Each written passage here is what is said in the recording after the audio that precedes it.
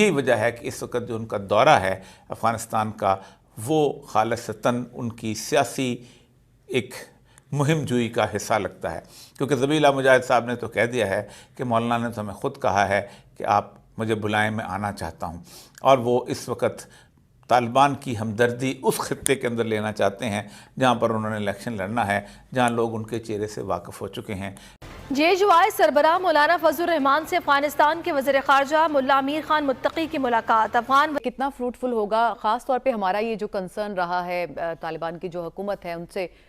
کہ جو دہشت گردی کے لیے استعمال ہوتا ہے خطہ اور ہمارے جو علاقے ہیں اس میں بڑے ایسے اب مولانا صاحب کا دورہ ہے تو اپنی ذاتی حیثیت میں، مگر امید یہی ہے کہ اس سے جو اثر پڑے گا وہ اوورآل جو پاکستان افغانستان میں آج کل تعلقات ہیں ان پر پڑے گا۔ تو اسٹیٹ سپانسرڈ نہ صحیح، مگر ہم یہ کہہ سکتے ہیں کہ it's link to the state to state relation.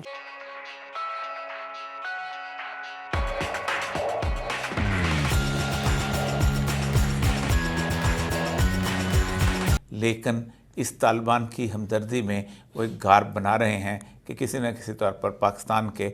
اندر بھی ان کو راستہ مل جائے، اور وہ امریکہ کو بھی راضی رہے سیاد بھی والی بات جو ہے کہ معشوق ماں بشیوائے ہر کس موافقت باما شراب کیش بظاہر تماس کرد۔ میرے معشوق کی کمال کی بات ہے کہ میرے ساتھ وہ شراب بھی پی لیتا ہے اور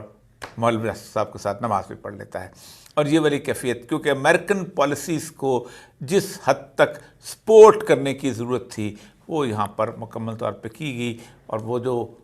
گفتگو کبھی آپ افغانستان میں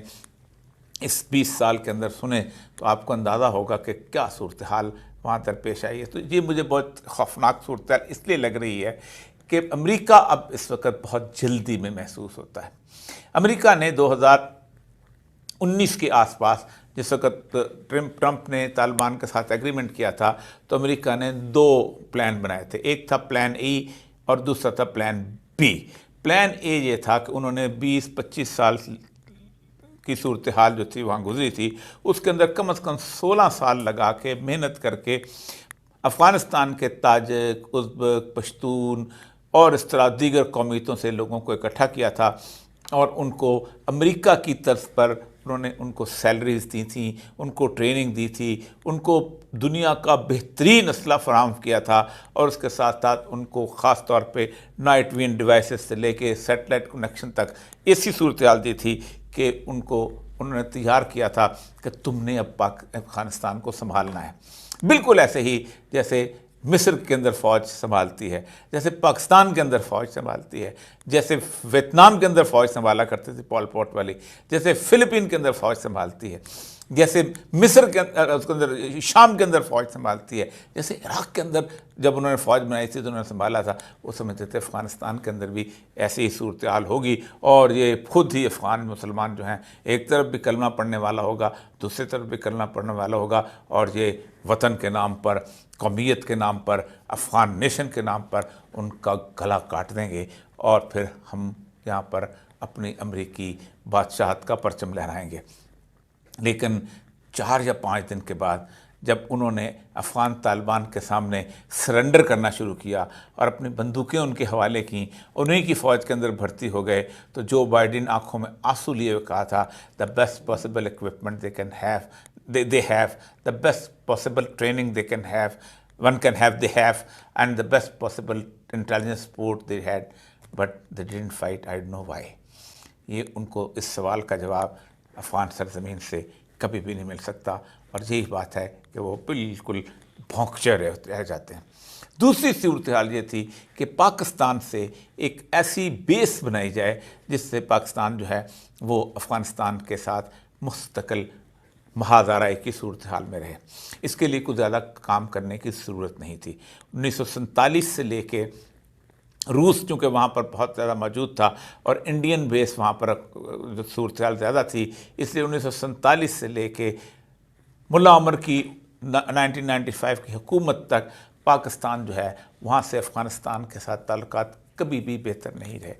طالبان سے پہلے جو حکومت تھی جس میں ہم نے لڑا بھی، سب کچھ کیا، آج مجاہدین کی اس حکومت میں نواز شریف صاحب کی غلط پالیسیوں کی وجہ سے ہم نے اپنی ساری قربانیوں کو ضائع کر دیا تھا، اور ہم نے امریکہ کی حکومت وہاں قائم کی دی تھی، امریکہ کی پسندیدہ حکومت، اور مجددی کو یہاں لگ کے بٹھایا تھا جس کا کوئی وہاں جہاد کے ساتھ کبھی تعلق نہیں رہا تھا۔ واقعات پیش آتے ہیں اور جس کا امپیکٹ پھر الیکشن پہ بھی ہم دیکھ رہے ہیں کہ ہو رہا ہے، اس حوالے سے کتنا فروٹفل ہوگا ان کا یہ دورہ؟ دیکھیے مولانا جو ہے نا وہ پیغام رسانی ضرور کر سکتے ہیں، پاکستان کا پیغام ان کو دے دیں، ان کا پیغام پاکستان کے لیے جو بھی ان کی شکایات ہیں وہ پاکستان کے لیے لے آئیں، لیکن فیصلہ تو ہماری سیکیورٹی اسٹیبلشمنٹ کرتی ہے، سیکیورٹی کے فیصلے وہ کرتے ہیں، تو وہ تو پھر جب انفارمیشن آئے گی اس کے بعد دیکھا جائے گا۔ دیکھیے اس وقت پاکستان کو ایک چیز جو سوچنے کی ضرورت ہے کہ پاکستان کے خطے میں علاوہ چین سے، اگر چین کو بھی شکایتیں ہیں پاکستان سے اگرچہ، لیکن چین کی اصول یہ ہے، چین میں اور دوسرے ملکوں میں فرق یہ ہے کہ چین پبلکلی کرٹیسائز نہیں کرتا،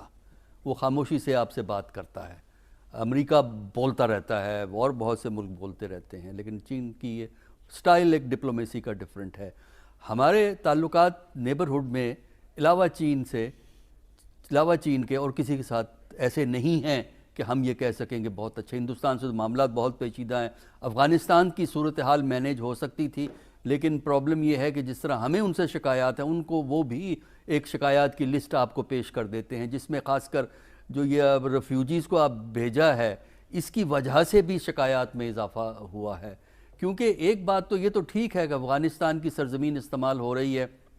اور افغانستان سے لوگ آ کے جو ہیں وہ پاکستان میں کارروائی کرتے ہیں، لیکن ان کے پاکستان کے اندر بھی لنکس موجود ہیں، اس لیے کہ لوکل لنک کے بغیر آپ دہشت گردی نہیں کر سکتے۔ لیکن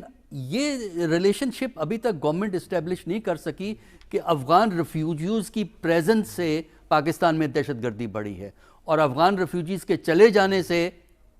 دہشت گردی ختم ہو جائے یا کم ہو جائے، ختم تو بہت بڑا لفظ ہے، کم ہو جائے گی۔ یہ ریلیشن شپ اسٹیبلش نہیں ہو سکا ہے۔ افغانستان سے انٹرونشن ہے، اور اس کے طریقہ، اس کے بعد دوسری چیز جو ہے، جو فینس بنایا ہے جس پہ اچھی خاصی کاسٹ ہوگی پاکستان کے لیے، اس فینس کی یوٹیلیٹی کتنی ثابت ہوئی ہے، اس کی بھی ایویلویشن کرنے کی ضرورت ہے۔ تو میرا خیال ہے یہ کہ ٹوٹیلٹی آف ریلیشن شپ، وہ قندھار بھی جائیں گے اور طالبان کے امیر سے بھی ملیں گے۔ اگر یہ ملاقات ہوتی ہے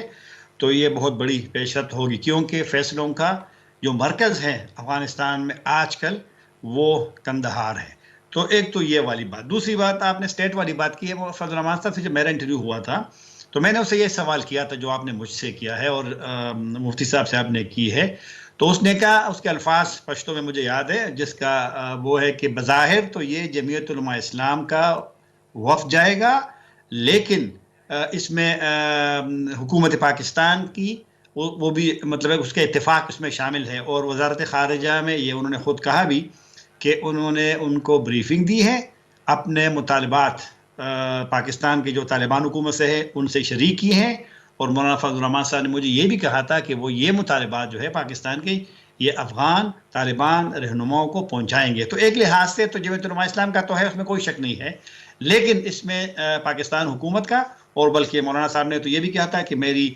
متعلقہ اداروں سے بھی یعنی ایک مشورہ ہوا ہے اس لحاظ سے۔ تو میرے خیال اور اچھی بات ہے کہ جمعیت علماء اسلام کا ہے، لیکن حکومت پاکستان کا تو بالکل اس میں ایک رائے ہے بھی۔ لیکن دیکھو نا، آج جو حملہ ہوا ہے، آپ ٹی ٹی پی کی بات کر رہی تھی، باجوڑ میں 5 پولیس والے اس میں شہید ہوئے ہیں،